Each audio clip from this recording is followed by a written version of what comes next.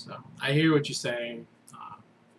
So if Melo does leave, though, if it's possible or if it turns out he goes to a different team, do you think, in your opinion, do you think the Knicks should try to find the best players they can right now, or hold off for maybe a year because they're not going to be able to get anyone in the draft because they have no first round pick, and a lot of the players right now that are free agents, most of them will probably stay with their team. There might be a few that will move, but your next kind of round of great free agent players is in a couple years.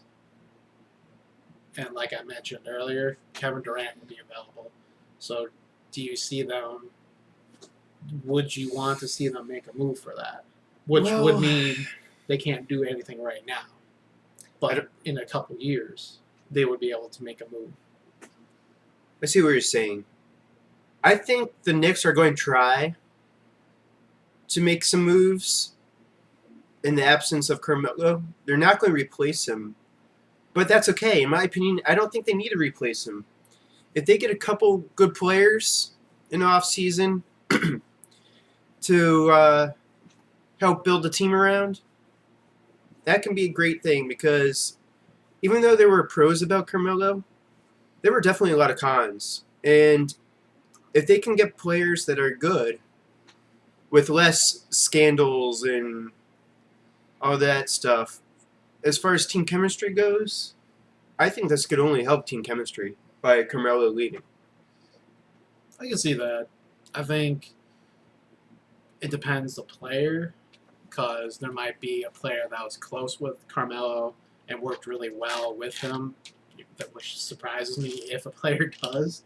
But there might be a couple out there. Yeah, but in my opinion, the Knicks should just look long term because you have some good players coming up in the future. There's no guarantee that you get those players, but at least you can set yourself up by saying, hey, I have these players and we have this vision. So, hey, Kevin Durant, come to New York. Hey, Kyrie Irving, come to New York. That's another person that's going to come up to be a free agent too, or might even ask to be traded. Yeah. Rajon Rondo, who's always in the mix for talks. He was even rumored to go to New York sometime this season as well. So they have a chance to really build towards something, but I think that's in the future. I think also, of course, money is always going to be a factor. Also, it would have to depend on how much these players that they're trying to recruit, how much they cost. I don't know how much money the Knicks have to spend right now, but I think right now, like this much. But if they get rid of Carmelo, season, this much. But after they get rid of Carmelo, they'll have a lot more money to spend. Yeah, it gives them a little bit more breathing room, but they still have big contracts with like Tyson Chandler and a few other people. I see. So I think Steve Novak's another one. How many years left on Amari Stoudemire? Stoudemire, I think he has one more year, but he has an option to opt out this summer. So he's another player that potentially the Knicks could lose. He's a great player. He's had a great career, but the past couple seasons he's been kind of frustrating because he's just been getting hurt a lot. Yeah.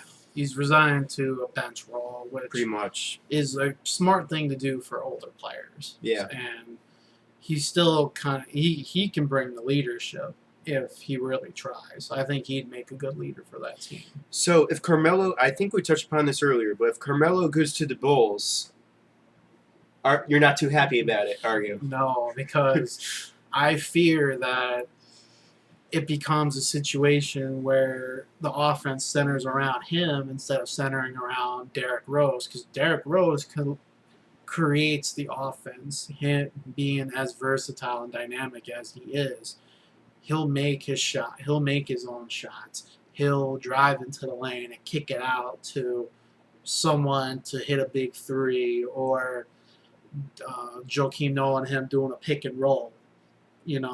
The offense should center around those two players, and then Melo will get his touches. But as a Bulls fan, I fear losing the players that will have to lose in order to get Melo and return getting Melo, that won't even out because you're probably losing Taj Gibson, who's been a great player coming off the bench for them. You might lose Jimmy Butler, who's a young guard forward, who's up and coming, who's getting better every year, who plays really, really good defense. He's made some big plays on the defense.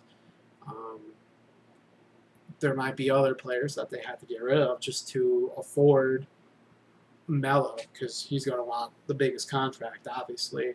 And again, you'll have that cap room when Boozer's gone because he demanded a lot of money and he took up a lot of cap room. But still, you're still got to move like a few more pieces, and then you can bring in someone like Melo.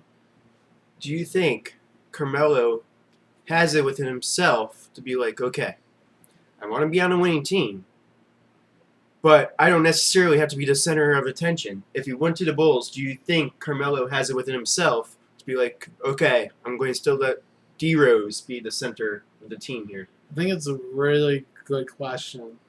He's been the face of franchises since he came out, and it's going to be a different, situation for him. It's going to be a transition. He's also going to be expected to do a lot more things than score. He's a big guy. He should be able to defend. He's got LeBron James' size to him.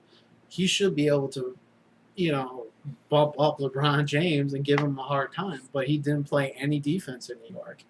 But under Tom Thibodeau, he's going to be playing defense. Or he's not going to see the light of day, no matter how much money he's making. I mean, you saw that when Thibodeau would bench Carlos Boozer in the fourth quarter. Boozer is a high-paid player, and he's sitting out. He's your starting power forward, and he's sitting out the fourth quarter. So that shows you that he's not afraid to sit you down if you're not doing what he wants you to do, and you're not being productive. So I guess another question is, do you think that D. Rose and Carmelo Anthony could have a good chemistry together? Or do you think they'll be like getting tense with each other? And I think there will be some growing pains because you got two very kind of different players, but assuming Rose is healthy, that is. Right.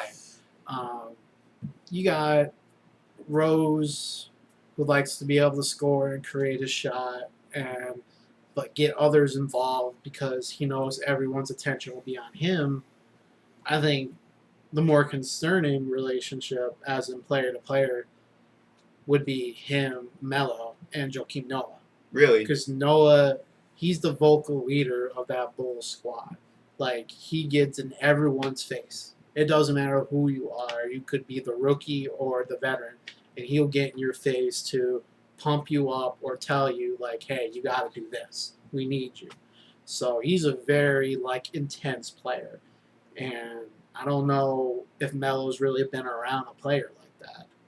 Amari Stoudemire, when he was younger, was kind of intense back in Phoenix, but as he got older, he was just kind of resigned to being that forward that just sat in the lane, waving his hand for the ball, and then he might get a dunk or might get like a 10-15 jumper off.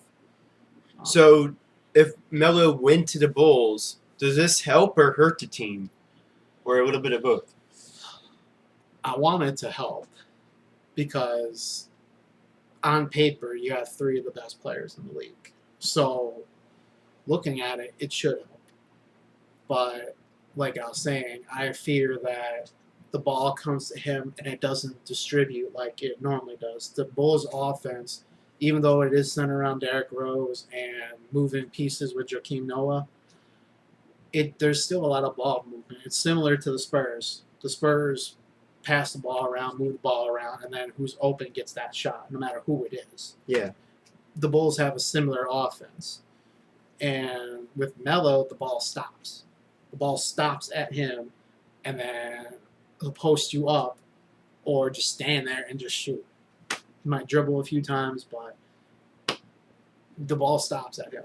and that's not good for the Bulls. I think if the Heat maintain their big three and Melo goes to the Bulls versus the Heat could be a very interesting game. It'll be a fun game. It'll be I know it's a lot of ifs right now, yeah, but a very high scoring, possibly some games, and then other games you'll have great defense. So it'll be fun to watch. Personally, here's what I want the Bulls to do. Forget about Carmelo Anthony. Let him go to the Lakers, to the Rockets, to Miami, or whatever. Don't put yourself in that position. Make a push for Kevin Love. The Bulls, they're losing their power forward. Kevin Love is a forward that can play center if needed. He's a great shooter, which frees up Derrick Rose. It doesn't put all the pressure on him. Love also is a good teammate because he's had Rubio and a few other players around him that he got involved in the game with. I think you bring in Love, I'd be okay with losing players, bringing them to Minnesota in exchange. They'd more than likely have to give up because the Bulls had 2 picks in the first round in the draft, which is really good. But by the time they pick, they won't really have the best players available, so they can move those picks, move a couple players, and bring in Kevin